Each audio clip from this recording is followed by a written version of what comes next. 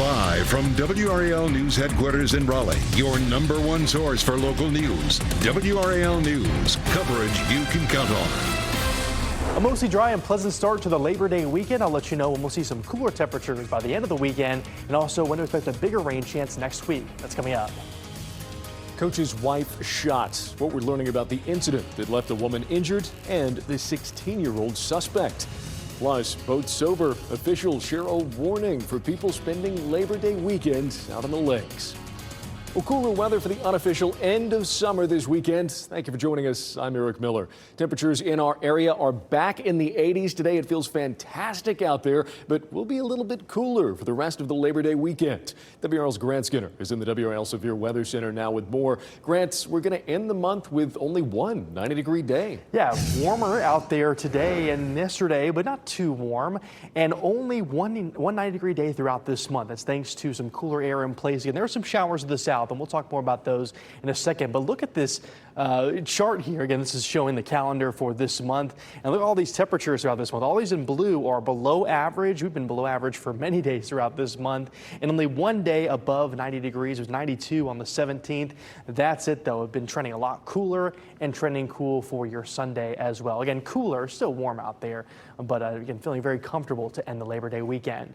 Here's Raleigh right now. You can see plenty of blue sky out there, only a few clouds. It's been wonderful so far this weekend. We have some isolated showers out there. One has popped up now just to the southwest of Sanford. This is near Carthage and Cameron, but most places are dry. We'll talk more about that rain chance into the end of the weekend and for your Labor Day. That's coming up. Grant, thank you very much. A 16-year-old was arrested after the wife of the Wake Forest High School football head coach was shot. It happened on East Nelson Avenue just after 6 yesterday evening. WRAL's Kirsten Clark is live near that scene. Kirsten, what do we know about what happened and the woman who was injured here? Eric, 56-year-old Erica Lucas is in the hospital with life-threatening injuries. She is the wife of Wake Forest High School football head coach Reggie Lucas. Now, our crews were here on the scene last night shortly after that shooting. There were several police cars and officers on East Nelson Avenue. You can see a portion of the street was blocked off with yellow tape. Investigators said this was not a drive-by shooting. They also said that Lucas was not specifically targeted in this shooting. Instead, police say she was struck by gunfire meant for someone else who was also on East Nelson Avenue.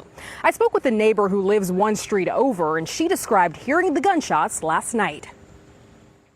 And we heard pop, pop, pop, pop, pop, pop, pop. How did that feel for you to hear that many shots right here near your home? It became second nature because it's not the first one that has happened since we lived here.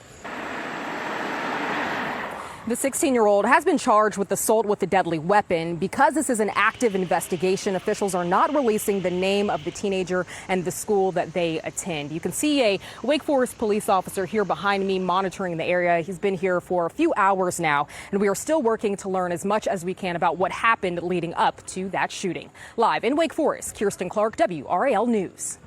Kirsten, thank you very much. 3 people are recovering this evening after a head-on crash involving a Dunn emergency services truck.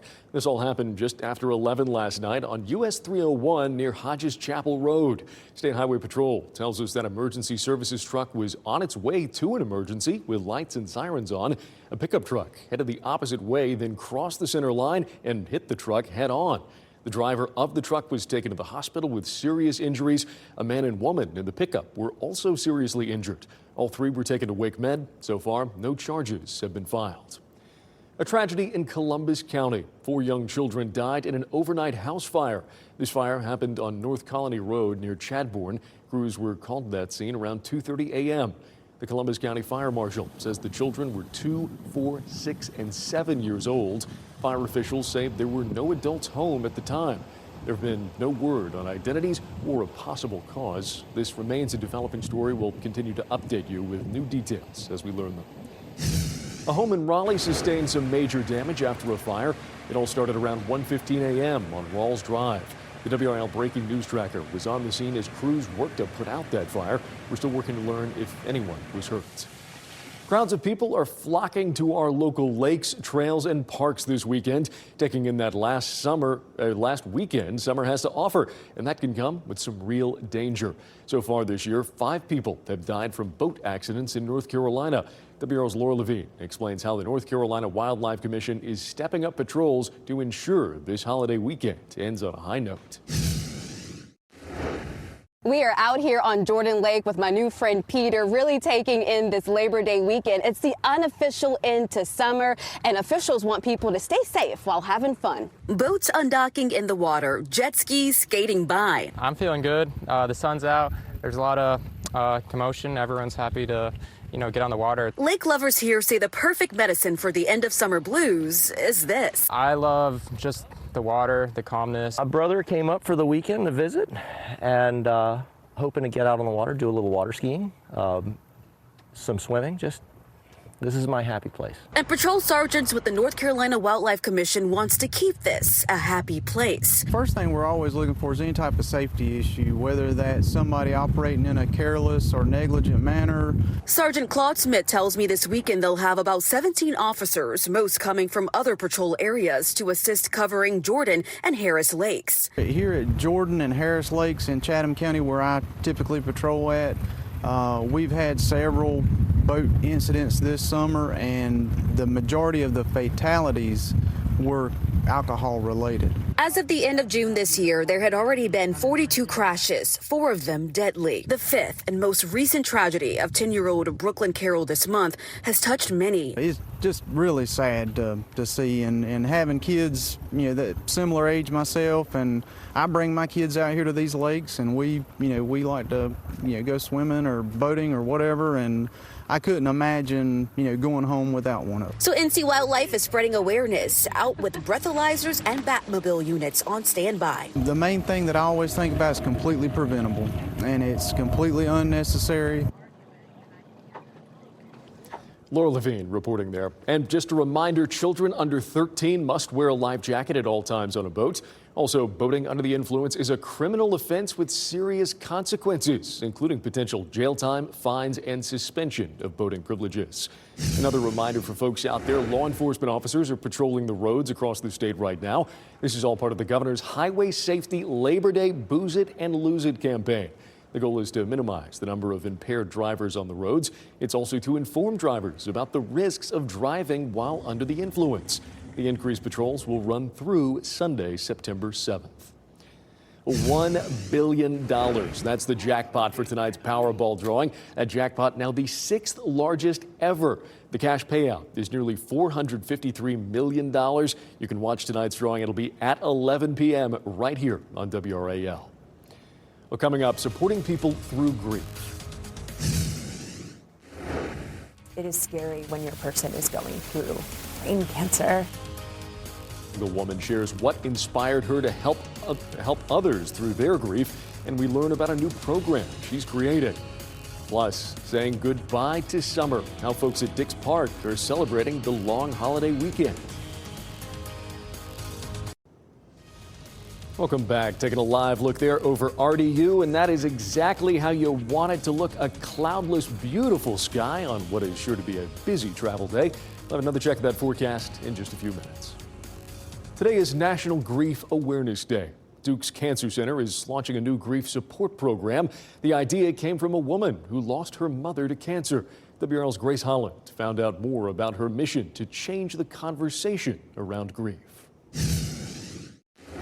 This is my mom's favorite necklace. The things we carry in memory of those we love, and the places we'll go to remember them. So she worked in this building? Yeah, she is the director of this whole dang thing. Rebecca Feingloss believes we can move forward by remembering, even when the memories are hard. I remember a lot of really scary things. It is scary when your person is going through brain cancer. She was 5 years old when her mother, Susan, was diagnosed with glioblastoma. It's the most deadly form of brain cancer. She died after 8 years of treatment. leaving Rebecca's dad to raise her and her brother. I really viewed my mom's death as something I survived through and overcame. And then when my dad died, it made me learn that you're never over your grief. Rebecca's dad passed away 5 years ago after a sudden illness. She decided to change careers, starting a grief support organization called Grieve Leave. I'm unlucky enough that my grief has been front-loaded. I think, it's like a weird privilege and help other people. Her mission, bringing her back now to where it started. She donated $250,000 to start the Susan and Mark Feingloss Grief Initiative at Duke's Preston Robert Tisch Brain Tumor Center. Doctors Henry and Alan Friedman treated Rebecca's mother and knew both of her parents well. I mean, what do you say to a 5-year-old when dad or mom has a brain tumor? And so that's always been sort of in the DNA of the Brain Tumor Center. They say the program will be one of the first to help everyone involved with a brain cancer diagnosis, patients, their families, and their medical teams. When you are in oncology, there's at least a 25 to 35% burnout rate over 20 years. Hopefully, this will provide a means of helping people. It's that approach they hope will help people through their grief. Everything's really different here now. In ways Rebecca wishes she and her family could have had. And she hopes that support can one day reach beyond the Brain Tumor Center, maybe to other hospitals and beyond. In Durham, Grace Holland, WRAL News. Some difficult work there. Thanks to Grace for that story. Well, switching gears, the African American Cultural Festival of Raleigh and Wake County. It's happening right now, taking a live look out there this weekend. This is the 15th year for the festival on Fayetteville Street. The two-day celebration features live performances, merchants, and, of course, some food. Attendees can enjoy interactive art walls, mural projects, puppetry, and theater workshops. Allowing the art to be in the hands of a range of people in the African American community have access to the African American community, but as well as anyone who may want to participate and be able to collect authentic African American art. And the festival also connects people with local programs, including health and social services. WRAL is a proud media sponsor of the African American Cultural Festival. Well, even after the sunflowers fade, summer isn't over at Dix Park. The end of summer block party goes until 11 tonight at Gibson Play Plaza. 16 local bands will be taking 2 stages, playing a variety of music from West African fusion to salsa. There are also performers from 14 different countries. While listening, you can browse art installations, eat at a local food truck, and, of course, enjoy the 18-acre Play Plaza. This is such a wonderful treat. Yes, I think that if a city can provide this sort of experience for the public, there's nothing like it. I mean, just giving people opportunities to enjoy themselves is really special. Now, the Gibson Play Plaza open from 8 a.m. to 9 p.m., but shorter winter hours are coming beginning in October. And I got to say, Grant, fantastic day to get outside and enjoy the Play Plaza. Beautiful weather. Yeah, beautiful out there. Lots of sunshine throughout the rest of the day today, and we'll see that through this evening. Mostly clear out there. Just a couple of brief showers I wanted to show you on radar. You saw behind you our WRAL Garner Tower camera looking beautiful right now, but there are a couple of showers. One I'm tracking towards Cameron and Carthage is a heavier downpour right now. This will fade away over the next 30 minutes to an hour, but it's just a brief shower. Most everyone is dry. There are some scattered showers to the south and east closer to Wilmington and Carolina Beach and towards Whiteville, but it's just to the south of our area. Leaving a brief shower chance through 10, 11 o'clock, midnight this evening, rain chance between 10 and 20%. Most places stay dry, but a brief shower can't be ruled out. This is another view of that WRAL Garner Tower camera. Just a few clouds out there, mainly some high clouds, otherwise very, very quiet. By tomorrow morning, 62 in Raleigh, 65 Fayetteville, 58 in South Hill and Roxborough. Goldsboro set at 64 degrees by Sunday morning. And our headlines through Labor Day looking awesome, very comfortable all the way through Monday. Mostly dry as well, just some brief showers possible Sunday, but most everyone will stay dry through the end of the weekend. And also even into Tuesday, we'll stay pretty comfortable. So tomorrow morning in the 60s, then in the 70s by 10, 11 a.m. noon, and then low 80s by 3 o'clock. So it'll be a comfortable afternoon, some scattered clouds, mainly high clouds across the area. Can't be ruled out, but otherwise brief shower chance. Most places will stay dry. Here's the rest of tonight on on Futurecast. This is 11:30. A couple of showers back towards Goldsboro and to the south and east, closer to the coastline. We'll see scattered showers, but most places across our area will stay dry. Mostly clear by Sunday morning. By the afternoon tomorrow, scattered cloud cover, mainly high clouds, but again, mostly dry across the area, and all the way through tomorrow night, we'll only leave in around a 10% rain chance. By Labor Day, 79 degrees, just some scattered cloud cover, pleasant. Rain chance staying minimal thanks to high pressure in place for the first part of the week. But we'll see some changes into Wednesday and Thursday. Our next front approaches. A better chance for showers and storms then. Both Thursday and Friday will be warmer, but not much warmer. Low to mid 80s. And once that front passes, we'll also have a drop in humidity once again as well. So feeling comfortable by next weekend. But again, no big changes over the next several days in terms of our temperatures. Staying below average, you can see as all this area in blue is temperature staying below average. This includes much of the southeast U.S. with the exception of Florida. Florida stays pretty warm, but to the north, you can see all of these spots in this likely colder category. So temperatures right around 80 degrees this next weekend. But before then, rain chances again going to pick up into Wednesday and Thursday. A low chance of formation with this system off the west coast of Africa. Not really concerned about it. It's going to take a long time before that would possibly form into anything. So we'll watch that long term, but not a threat to our area. 80 for your high on Sunday, Monday and Tuesday in the upper 70s. Back to some 50s for our mornings. Monday and Tuesday morning. Increased rain chances into Thursday, Friday. Have a lingering shower possible, but feeling comfortable all the way through Labor Day and next week. I'm looking forward to it. Love to see it, Grant. Thank you very much. And all right, you know, something else we love to see this weekend, football back on the TV. Those college games have been great today, Pat. And it all started with NC State and ECU back on Thursday, right? I mean, NC State won the game, but many Wolfpack fans almost acting like they lost. It's a little something called the honeymoon phase. Will Wade is in it. Dave Doran's long gone. How we can rekindle the spark next. Bill Belichick is in the honeymoon phase. No, not with Jordan Hudson. I mean, they aren't even married yet. I'm talking about with UNC. Now, who knows how long it'll last, but this relationship has been hot and heavy since day one. They got a big date Monday night. NC State and Dave Doran, well, let's just say they could use a weekend away with no kids.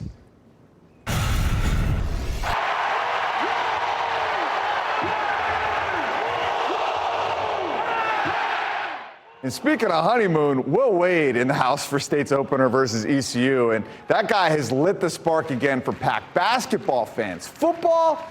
Well, it's year 13, and it was deja vu all over again. Thursday night, as State went into a shell with a 17-0 lead. They needed a fourth down stop to escape 24-17. Now, the irony is that this is the way Dave wants to play.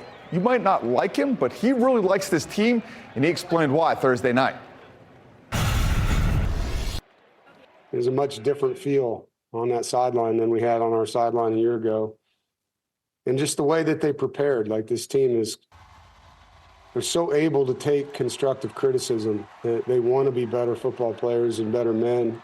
They know that we love them and we're coming from the right place.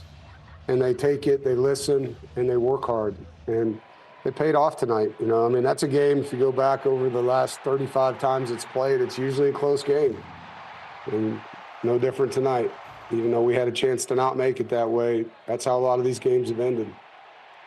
No shoot, be happy we won, but buckle up. Virginia is next. And in a vacuum, I actually thought NC State played well. CJ Bailey looks like he's taken a step forward as a passer. The defense held ECU to 30 yards rushing, and transfers like Sebastian Harsh there were leading the way. What do they say? 50% of marriages end in divorce. For coaches and schools, nearly all of them do. Now, I get Wolfpack fans want a change, even if it's for change's sake. Let's take a deep breath. It's just week one. The date's just started, and you're already asking for the check. It's been a weekend of tributes for Lee Corso, even at the airport. Corso getting honored by Southwest before flying to Columbus for his final game day. Guess it's fitting the college football legend flies. Coach. On November 18th. Give me my first love. Oh, there it is. Here it comes. It is the beginning. Corso going with the Buckeyes in his final headgear pick. Ohio State was Corso's first pick back in 1996, and since then, the show's debut in 1987, ESPN College Game Day has been an institution. Corso, of course, the show's heart and sense of humor. Dave Doran and Manny Diaz paid tribute to Corso this week. I think he's just such a huge part. I don't think you can tell the story of the arc of the popularity of college football without leaving Coach Corso out of it. And then I think the real key point, I think the fact that he was a coach, was always supportive of the teams. You know what I mean? And again, we're in a different era now where it's fun to have hot takes. But I just appreciate his energy and his enthusiasm and his love for the sport. And I like a good comedy, you know, so when he gets up there and does his thing, and not so fast, my friend, you know, I love that. So I'm going to miss him a lot. What a game to go out on. He picks Ohio State, and the Buckeyes beat #1 Texas 14-0. Tough debut for Arch Manning at Texas, Eric. Pat, thank you very much, and thank you for joining us. Have a good night, everybody.